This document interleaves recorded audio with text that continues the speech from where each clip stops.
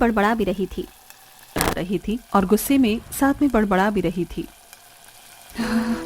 पता नहीं इन लोगों को क्या दिक्कत है, एक बात भी समझ में नहीं आती है, हमेशा बस अपनी ही मनमर्जी करनी होती है। अरे फिर हमारा इस घर में रहने का फायदा ही क्या है जब हमारी मर्जी का कुछ चलता ही नहीं है।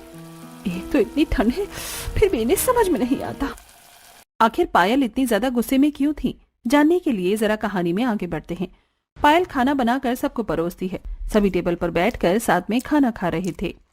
चलो चलो, खाना तो खत्म होने वाला है, अब खाना खाते ही सब जल्दी से ऊपर पहुंच जाओ, सोने की तैयारी शुरू करो, आज वैसे ही पहले बहुत देर हो गई है।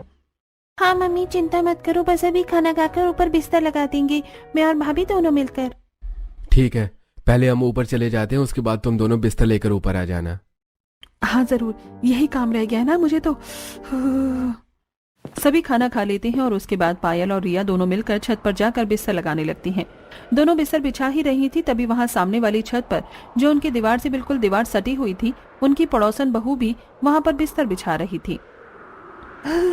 और पायल, घर का सारा काम खत्म हो गया? हाँ, सबने खाना पीना खा लिया है, अभी सबका बिस्तर लगा दूंगी, सब लेट जाएंगे, उसके बाद बस बर्तन धोने बचे हैं, जाकर वही धोऊंगी। एक तो इतनी ठंडी ठंडी हवा चल रही है और ठंड में रात को बर्तन धोना बड़ा मुसीबत होता है। इसलिए सर्दी में मैं तो पहले ही काम खत्म कर लेती हूँ, उसके बाद काम करने का मन ही नहीं करता, वो भी ठंडे पानी से। तभी वहाँ पर पायल और नेहा के ससुराल वाले ऊपर आ जाते हैं।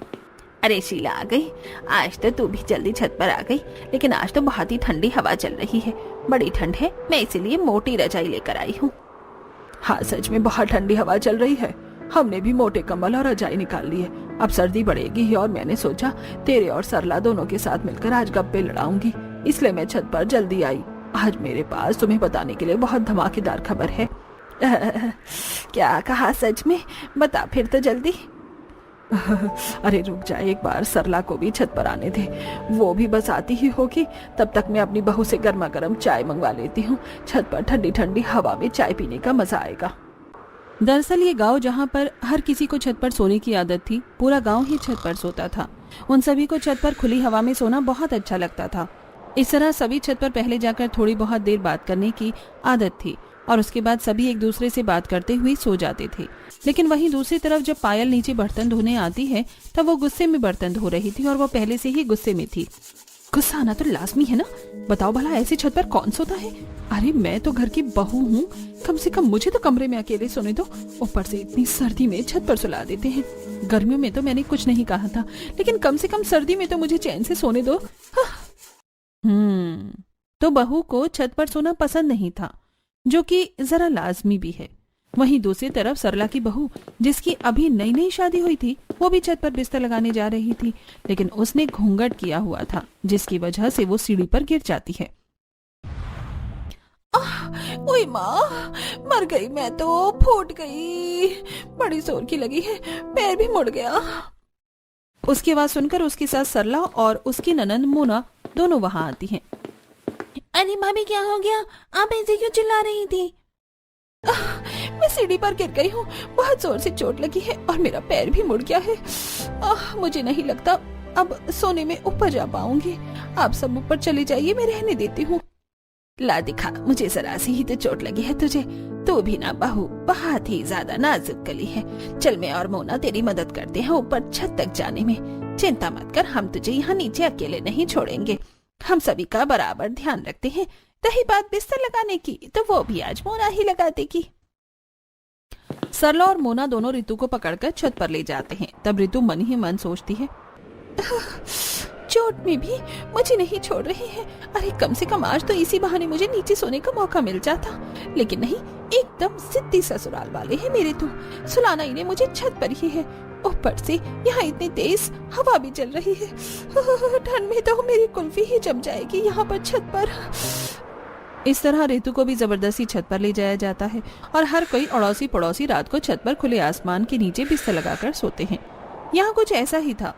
इस तरह दिन गुजर रहे थे। वहीं पड़ोस में एक नई नवेली दुल्हन आई थी। तभी उसका गृह प्रवेश कर रहे थे और वहां पर सभी पड़ोसन थी।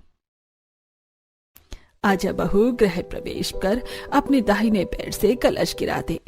पलक कलश गिरा कर गृह प्रवेश करती है। उसके बाद सभी कहते हैं, हाँ, स्वागत है हमारे खुले गांव के ससुराल में। एकदम खुली और ताजी हवा का एहसास होगा यहाँ। बिल्कुल सही कहा, यहाँ पर ऐसा खुला वातावरण कहीं नहीं मिलेगा बहू, जैसा हमारे गांव में मिलता है। हमारी बहुओं से पूछो, इसलिए तो खुश रहती हैं। नई नवेली दुल्हन पलक को तो कुछ समझ में ही नहीं आता, लेकिन वहीं खड़ी पुरानी बहुएं कहती हैं, हाँ बिल्कुल बिल्कुल, हम तो कुछ ज्यादा ही खुश हैं यहाँ पर। हर रोज खुली हवा में सोने का हमें इतना अच्छा अवसर जो मिलता है, जिसकी वजह से हमारी रात की नींद पूरी नहीं हो पाती है। अरे कुछ दिन पहले मुझे चोट लग गई, लेकिन फिर भी जबरदस्ती मुझे छत पर लेकर गई है सुलाने के लिए। हाँ, और कल पूरी रात मुझे नींद नहीं आई। एक तो इतनी ठंडी हवा चल रही थी, ऊपर से मेरा कंबल भी इतना पतला था। आज भी मुझे खांसी जुकाम हो रखा है, लेकिन नहीं, इन्हें तो सिर्फ अपनी मर्जी चलानी है। सच में क्या ही कह सकते हैं इन लोगों को। अब अगले दिन जब पलक रात को सभी को खाना बनाकर खिलाती है, खाना खाने के बाद वो जब अपने कमरे में जा रही थी, तब उसकी सास उसे रोकते हुए कहती है, अरे बेटा कहाँ जा रही है? चल जल्दी से बिस्तर लेकर छत पर चल, वहीं पर हमारा बिस्तर लगेगा। ये बात सुनकर पलक को बड़ी हैरानी होती है। क्या कहा? छत पर? लेकिन ऐसा क्यों? अरे हमारे यहाँ ऐसा ही होता है। हमारे यहाँ पूरा गांव छत पर ही सोता है। छत पर एकदम खुली और ताजी हवा जो चलती है, छत पर सोने का जो मजा है वो कहीं और नहीं। जल्दी कर, सब लोग छत पर आ गए होंगे। ये बात पलक को तो बड़ी अजीब लगती है, लेकिन वो कर भी क्या सकती थी। जैसा उसकी सास ने करने को कहा, उसने वैसा ही कर लिया। उनके पीछे पीछे छत पर चली जाती है और चारों तरफ नजरें घुमाकर देखती है कि लगभग पूरा गांव ही अपनी छतों पर बिस्तर बिछा रहा था और आधे लोग तो सो भी गए थे। तभी उनकी पड़ोसन सुनीता कहती है, अरे वाह, हमारी नई नवेली दुल्हन भी आ गई छत पर। कैसे नहीं आती, छत पर सोने का मजा ही जो अलग है। वही तो, छत पर खुले में सोना जितना मजा और कहीं हो भी सकता है भला। वहीं दूसरी तरफ सुनीता की बहू मन में सोचती है, ये लोग कुछ भी अपने मन में खुद ही सोच लेती हैं, हमें अच्छा लगेगा, लेकिन इन्हें कौन बताए हमें जो छत पर सोना बिल्कुल भी पसंद नहीं है, लेकिन जबरदस्ती ऊपर उठाकर ले आते हैं।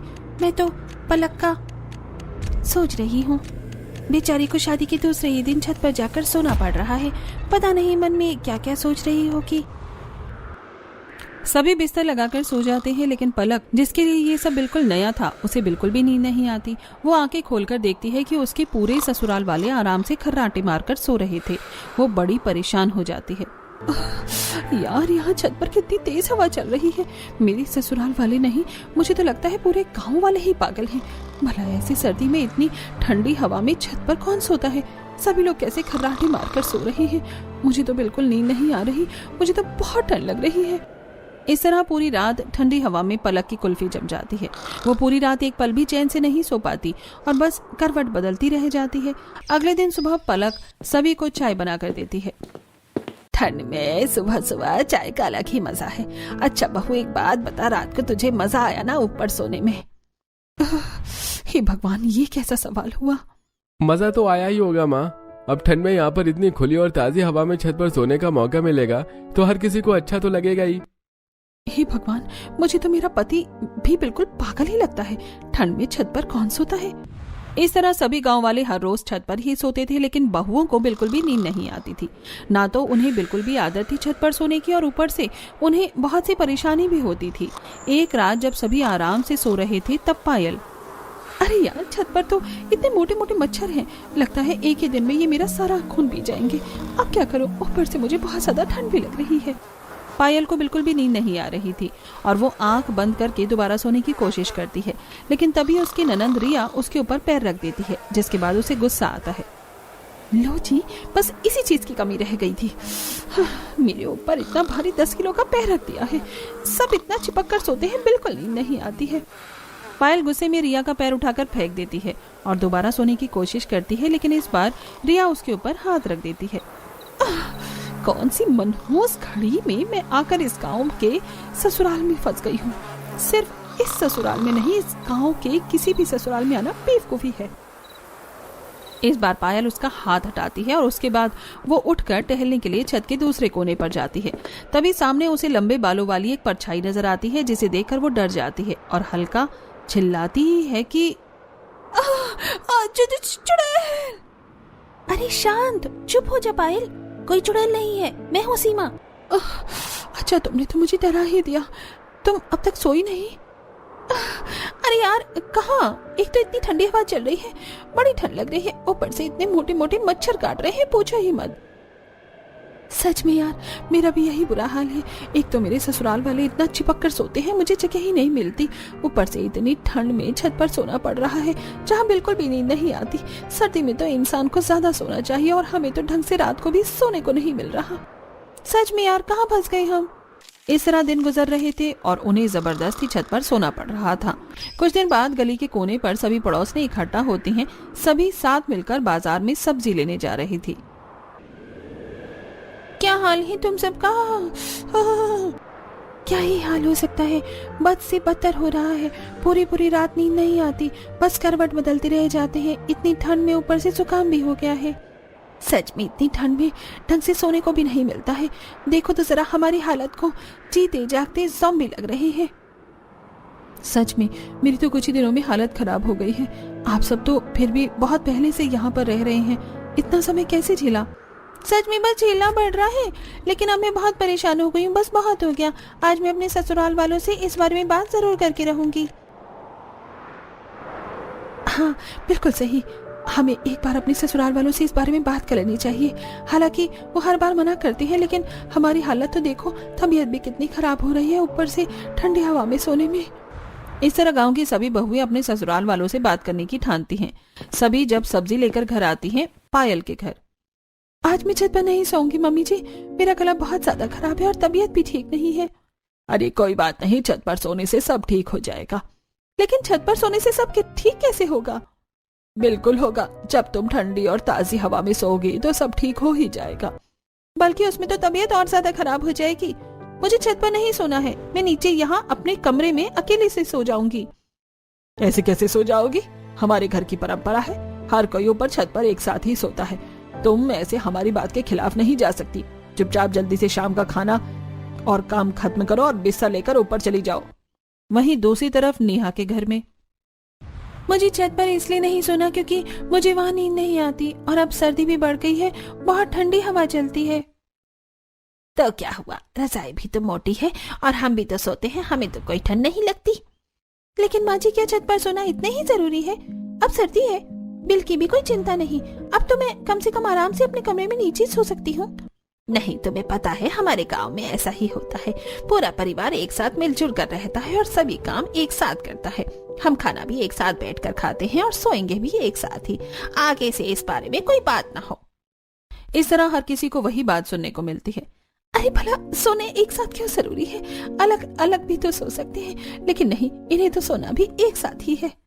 अगले दिन शाम को, आजकल छत पर सोने में कितना मजा आ रहा है ना, कितनी ठंडी मस्त हवा चलती है। सच में मजा आ जाता है, लेकिन कल मेरी बहू ऊपर छत पर सोने से मना कर रही थी। अरे मेरी बहू भी मना कर रही थी, मैंने तो डांट दिया। हाँ, मैंने भी वही डांट दिया। बताओ, उन्हें तो कुछ पता ही नहीं है कि छत पर सोना कितना अच्छा होता है। हाँ, मेरी नई नवेली बहू भी कल मना कर रही थी, लेकिन मैंने उसे भी समझाया कि ऊपर खुली और ताजी हवा में सोना कितना अच्छा होता है। एक तरफ बहुओं का अलग मत था और दूसरी तरफ सास का अलग, लेकिन अंतिम फैसला तो सास का ही चलना था। जब सीधे तरीके से बात करने पर काम नहीं चला, तब सभी बहुएं फैसला करती हैं। कहते हैं जब घी सीधी उंगली से ना निकले तो उंगली टेढ़ी करनी पड़ती है। तो दीदी, चम्मच से घी निकाल लो। अरे पलक, ये कहावत है। बात यह है कि हम आखिर क्या ऐसा कर सकते हैं जिससे हमारे ससुराल वाले छत पर सोना छोड़ दें? क्यों ना हम अपनी ससुराल वालों को डराने की कोशिश करें। हम रात को फोन में नकली चुड़ैल की आवाज लगा देते हैं, तो उन्हें लगेगा कि गांव में कोई भूत का साया है, जिसके बाद सभी छत पर जाकर सोना छोड़ देंगे। आइडिया तो अच्छा लग रहा है। बस उसी रात वो सब अपना प्लान शुरू कर देती हैं। सभी छत पर बिस्तर लगा ही रही थी, तब पायल, ऋतु, नेहा, सीमा और पलक एक दूसरे से इशारे में बात कर रही थी और सभी के सोने पर सही समय का इंतजार कर रही थी। जब सभी सो जाते हैं तो वो अपने अपने फोन में चुड़ैल की नकली आवाज लगा देती हैं और थोड़ी देर बाद, अरे मेरे ससुराल वाले उठ क्यों नहीं रहे हैं? ये तो आराम से घोड़े बेच कर सो रहे हैं। वहीं दूसरी तरफ, मैं तो ठंड में जम जाऊंगी। इतनी देर से ठंड में इंतजार कर रही हूँ कि कोई तो डर कर चिल्लाएगा, लेकिन यहाँ सभी आराम से खर्राटे मारकर सो रहे हैं। धत तेरे की, मेरा ये प्लान तो फेल हो गया। प्लान फेल होने के बाद लगता है हमें हर रोज छत पर ही सोना पड़ेगा। इस प्लान से तो कोई भी नहीं उठा, डरना तो दूर की बात।